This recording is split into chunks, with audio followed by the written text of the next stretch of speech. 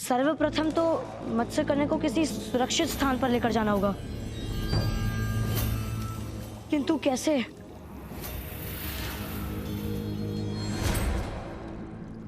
ये तो सरल है मुनिवर।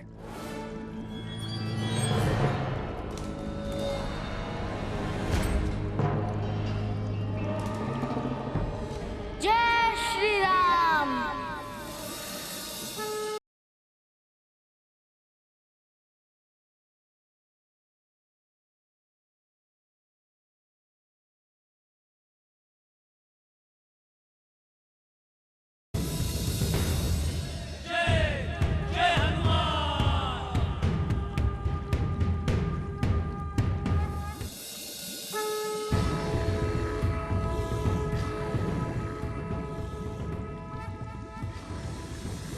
मुनिवर, मैं मत्स्यकन्या को लेकर चलता हूँ और आप भाला लेकर चलिए। अवश्य।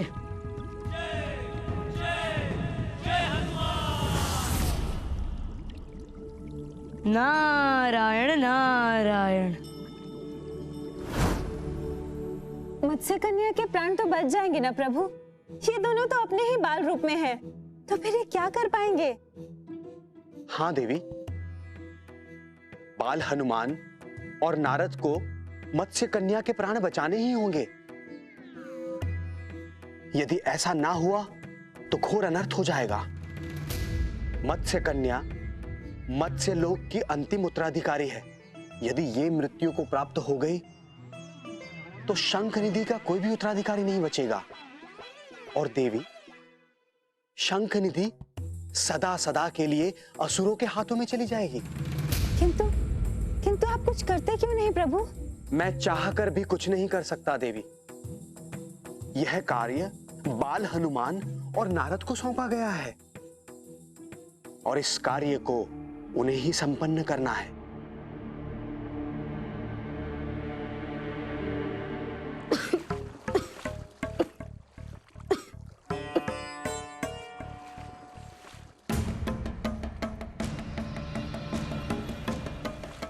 मैंने कहा था ना मुनिवर कि शंखासुर से मुझे कोई नहीं बचा सकता। नहीं बचा पाए ना तुम दोनों मुझे। साहस रखिए देवी। यदि आप अभी तक जीवित हैं, तो निश्चय ही प्रभु का कोई कारण होगा। भाला मुझे दीजिए मुनिवर। अवश्य, ये लीजिए, किंतु संभल कर बाल हनुमान, भाला विष बुझाए। वही तो देख रहा हूँ मैं मुनिवर कि कौन सा विषय।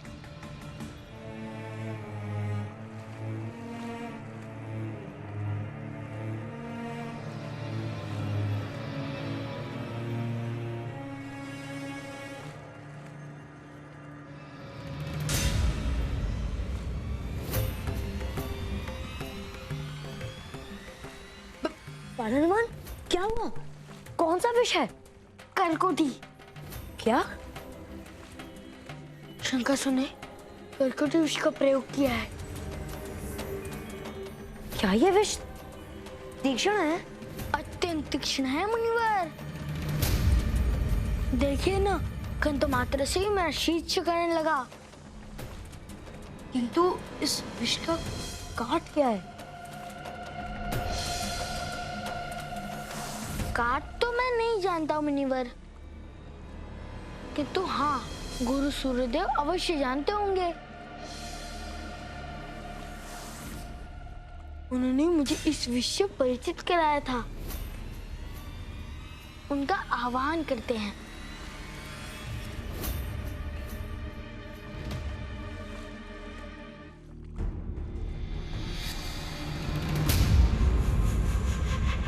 ओम सूर्य देवाय नमः। ओम सूर्य देवाय नमः। ओम सूर्य देवाय नमः। ओम सूर्य देवाय नमः। आंखें खोलो वत्स।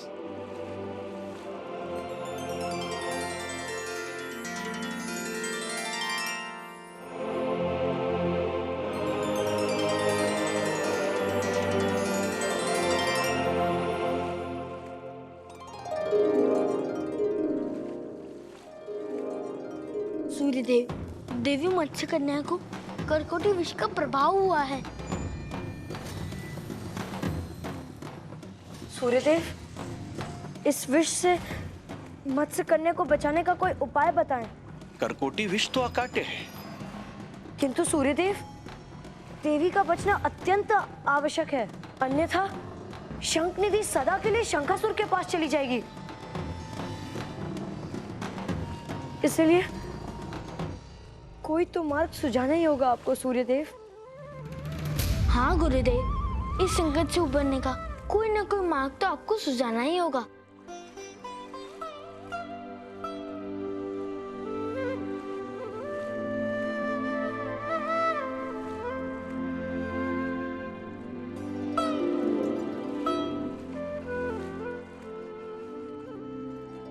एक उपाय हो सकता है। क्या सूर्यदेव? सर्पगंधा। सर्पगंधा? जब महादेव माता पार्वती के साथ अमरनाथ गुफा में गए थे तो उन्होंने अपने सर्प को गुफा के बाहर ही छोड़ दिया था। वहां सर्प की गंध से वृक्ष का जन्म हुआ। सर्पगंध वृक्ष का। उस वृक्ष से संसार के किसी भी विष का उपचार किया जा सकता है। यदि उस वृक्ष के पौधे से औषधि का निर्माण किया जाए तो देवी के प्राणों की रक्षा हो सकती है।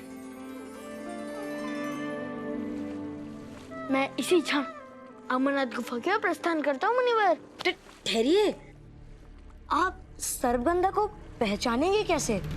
इसकी कोई आवश्यकता नहीं पड़ेगी नारद। सर्पगंधा में सर्पों की सम्मोहन शक्ति होती है। वो स्वयं आपको अपनी ओर आकर्षित करेंगी। किंतु ध्यान रहे, आपको सूर्यास्त से पहले ही पत्तियों को लेकर आना होगा, अन्यथा देवी मत्स्य कन्या जीवित नहीं रहेगी।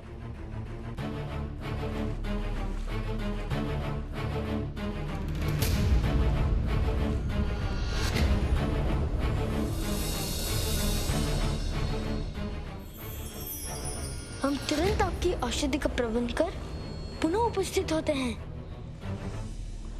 हे प्रभु, मत्स्य कन्या की रक्षा करना।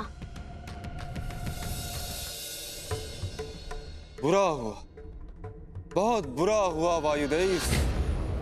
हाँ इंद्रदेव, बहुत बुरा हुआ। अच्छा हुआ, इनके जीवन में कुछ तो बुरा हुआ। ना समस्त संसार जलकर स्वाहा हो जाए, इन्हें कुछ फर्क नहीं पड़ता। किंतु इन्हें हुआ क्या है? हम तो सदैव यही चाहते थे कि नारद मुनि यहाँ से चले जाएं। भांति भांति के षड्यंत्र भी रचे। उन पर कितने सारे आरोप लगाए, भगवान विष्णु से उनकी शिकायत की। किंतु उनके जाने से ऐसा होगा, किसने सोचा था? कौन सोचता है इंद्रदेव?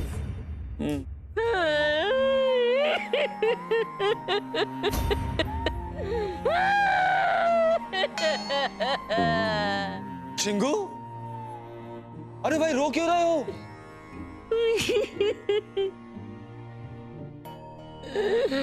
मैं कितना गलत समझता था। मैं समझता था कि आप देवगण मेरे परम मित्र नारद से कुंठा रखते हैं, पर मैं कितना गलत था। आप लोगों का मेरे परम मित्र नारद के प्रति वियोग देखकर मेरी आंखों में आंसू आ गया।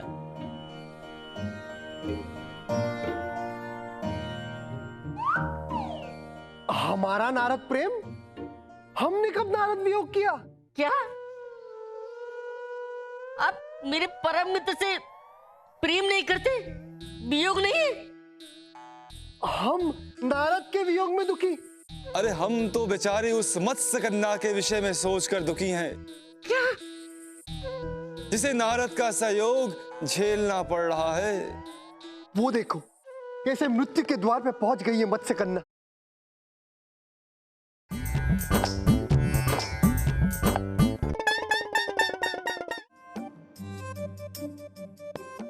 और कितनी दूर है मुनिवर अमरनाथ गुफा? अभी तो बहुत ऊपर जाना है बाल हनुमान। भगवान शिव ने कहाँ जाकर पार्वती माता को कथा सुनाई? इसका भी कारण है बाल हनुमान। अमर कथा त्रिदेव के अतिरिक्त और कोई नहीं जान सकता था, किंतु जब पार्वती माता ने हट की तब उन्होंने ऐसा गुप्त स्थान ढूंढा जहां पार्वती माता के अतिरिक्त और कोई ये कथा न सुन सके, और रास्ते में एक एक कर अपनी संपत्ति छोड़ते गए। सर्वप्रथम नंदी, जो बाद में पहलगाम के नाम से जानी गई, फिर जटाओं से चंद्र, जो बाद में चंदनवाड़ी के नाम से जानी गई, और शेष नाग झील के किनारे अपने सर्प को मुक्त किए। और महागुणा पर्वत के किनारे अपने पुत्र प्रभु गणेश का त्याग किया।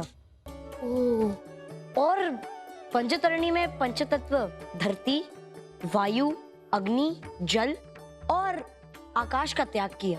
और फिर सबसे अंत में अपने कंठ के सर्प का, जिससे सर्पगंधा बेल उत्पन्न हुई। बिल्कुल, और उसी सर्पगंधा बेल को अब हम ढूंढने जा रहे हैं। तो चले बाल हनुमान।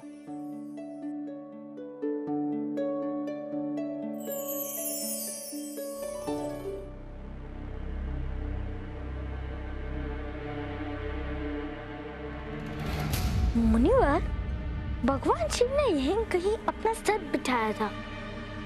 पता, सर्पगंधा वृक्ष भी यहीं कहीं होना चाहिए। आप उस ओर देखिए, मैं इस ओर देखता हूँ।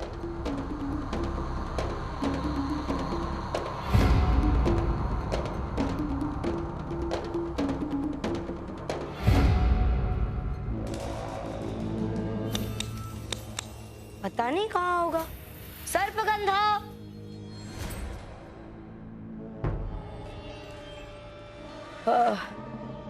बहुत थक गया, थोड़ा विश्राम कर लेता हूँ।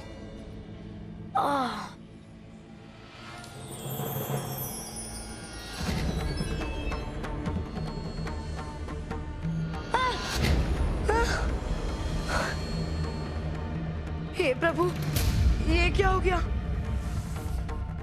सर्पगंधा ढूंढने निकला था, यहाँ तो साक्षात सर्प मिल गया।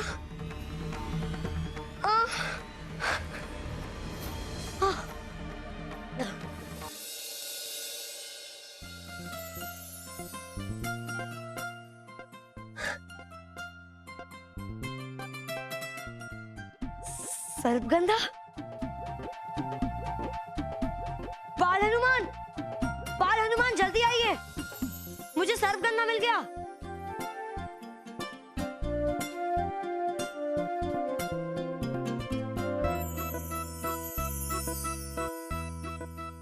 हनुमान जी देखिए, मिल गया सर्पगंधा।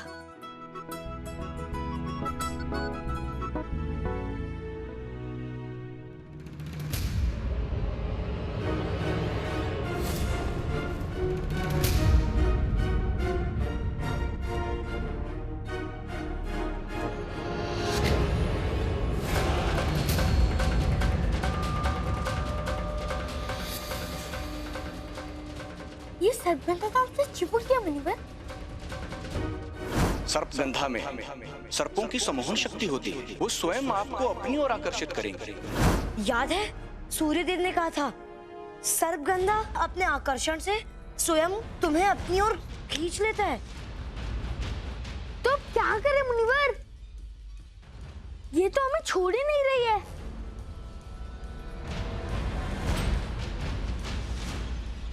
बाल हनुमान, अब तो एक ही उपाय बचा है। समझ गया देवश्री।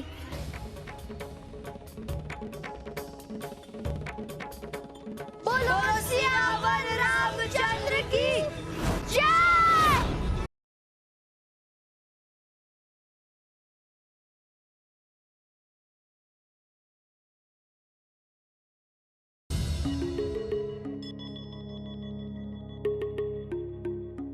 प्रणाम प्रणाम माते, प्रणाम माते। भगवान विष्णु दिखाई नहीं दे रहे, कृपया करके ये मत कहिएगा कि वो भी समाधि में लीन है। तो वास्तव में हम यही कहने वाले थे। हे प्रभु, अब क्या होगा? भगवान विष्णु भी समाधि में लीन। हे प्रभु, अब क्या होगा? किंतु क्या हुआ चिंगू, क्या बात है? माते, समस्या बड़ी गंभीर है। भगवान ब्रह्मदेव भी समाधि में लीन है। चिंगू जी, तो इसमें कौन सी बड़ी बात है? ब्रह्मा, विष्णु, महेश प्राय समाधि में लीन रहते हैं। आपकी समस्या क्या है? नहीं नहीं माते, तीनों देव समाधि में लीन है। समस्या ये नहीं है। तो समस्या ये है कि मेरे परम मित्र नारद और बाल हनुमान की सहायता कौन करेगा। मत्स्य कन्या के प्राण संकट में है। उसके उपचार के लिए औषधि प्रभु नारद ने ढूंढ ली है, किंतु सूर्यास्त होने से पहले यदि ये औषधि मत्स्य कन्या तक नहीं पहुंची तो अनर्थ हो जाएगा।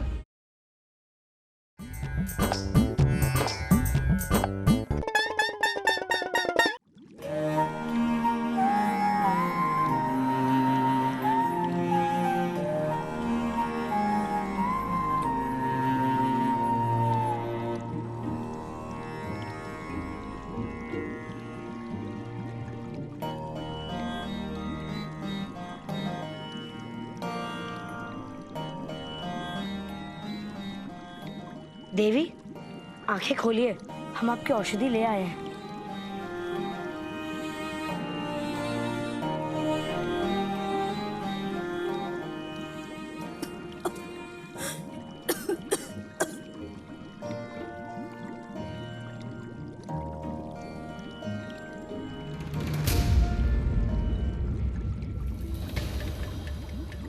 देवी, आंखें खोलिए।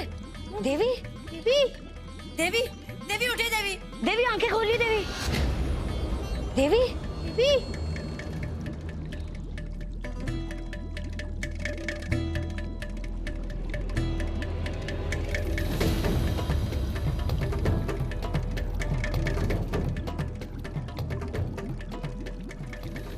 हमें देर हो गई मुनिवर।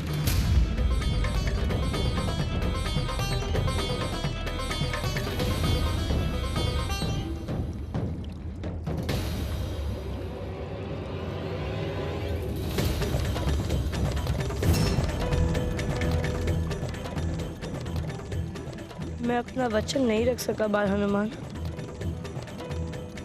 कौन कहता है मुनिवर?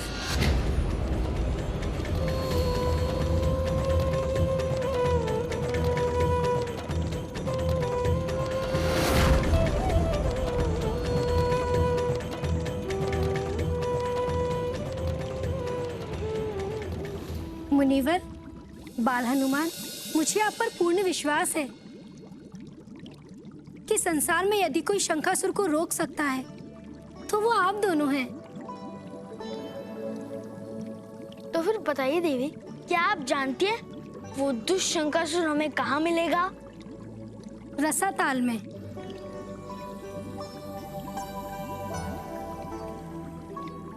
देवी, आप अपने स्वास्थ्य का ध्यान रखें और हमें आज्ञा दें। हम तत्काल रसातल की ओर प्रस्थान करें। चले मुनिवर। तुरंत? कोई शंका है क्या मुनिवर? शंका नहीं, शंखा है। बाल हनुमान, शंखासुर है रसातल में। रसातल उस दुष्ट राक्षस का अपना क्षेत्र है और इतने बलशाली असुर को उसी के क्षेत्र में चुनौती देना, क्या ये उचित होगा बाल हनुमान?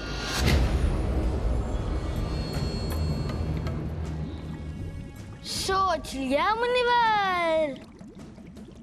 यही समय है शंखासुर को रोकने का। इसमें तनिक भी विलंब नहीं होना चाहिए। तो विलंब न करे मुनिवर और चलिए। क्या आप नहीं चाहते आप पुनः पहले जैसे हो जाएं?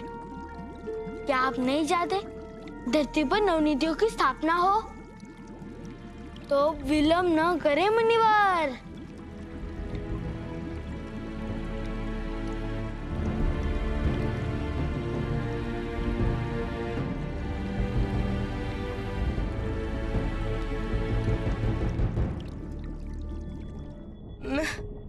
मैं पहले भी रसातल आ चुका हूँ, किंतु पहली बार इतना भय लग रहा है। आप वह चिंता कर रहे हैं मुनिवर, मैं हूँ ना। यही सोचकर तो और भी भयभीत हो रहा हूँ, क्योंकि आप हैं। हाँ, आप हमेशा मुझे फंसा देते हैं और खुद पता नहीं कहाँ गायब हो जाते हैं। इस बार भी आप यही सोच रहे हैं ना? आप व्यर्थ में चिंता कर रहे हैं मुनिवर। आइए चलिए। चलिए।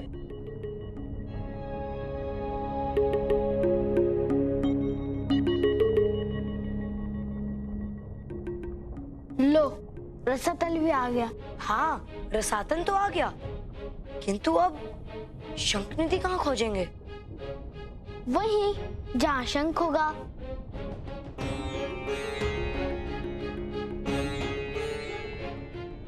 शंखनिधि?